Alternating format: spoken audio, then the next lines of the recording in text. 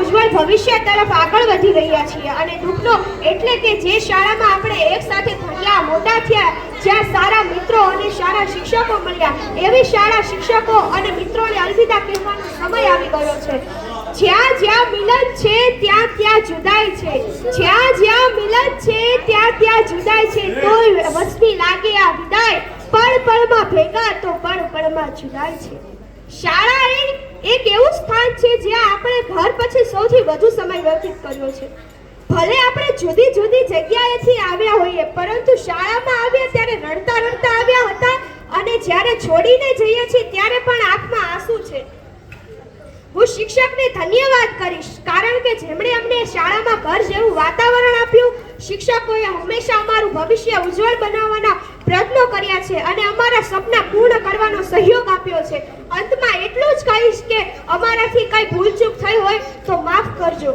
અસ્તુ. જય હિન્દ, જય ભારત. મુખ્ય અતિથિ આદરણીય આચાર્ય શ્રી, માનનીય શિક્ષકગણ અને મારા વહાલા મિત્રો, આપણે જાણીએ છીએ કે આજે અમારો શાળામાં છેલ્લો દિવસ છે અને હું બધાને અલવિદા કહું છું કે શાળા આપણે એક સાથે ભણ્યા મોટા થયા અને જ્યાં સારા મિત્રો અને શિક્ષકો મળ્યા, એવી શાળા શિક્ષકો અને મિત્રોને અલવિદા કહેવાનો સમય આવી ગયો છે. સપનામાં પણ નહોતું વિચાર્યું કે મારે આ શાળા છોડવી પડશે, જ્યાં આપણે બધા એક પરિવાર તરીકે રહેતા હતા. પરંતુ બધાના જીવનમાં આ સમય આવે જ છે કે તેમણે અલવિદા કહેવું પડે છે. મને જૂના દિવસો જ્યારે યાદ આવે છે ત્યારે મારા ચહેરા પર સ્મિત આવી જાય છે.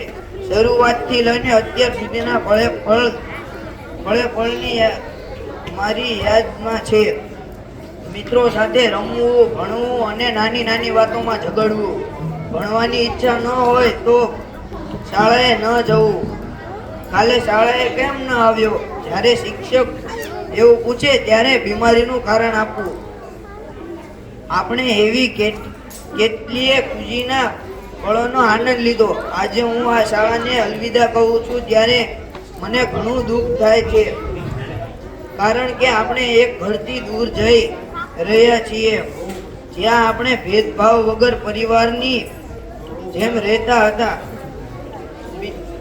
મિત્રો, હું તમને કહેવા માંગુ છું કે આજે આપણે આપણી સારી સારી યાદો આપણી સાથે લઈ જવાની છે. આ શાળા એ જ મોટા કર્યા છે.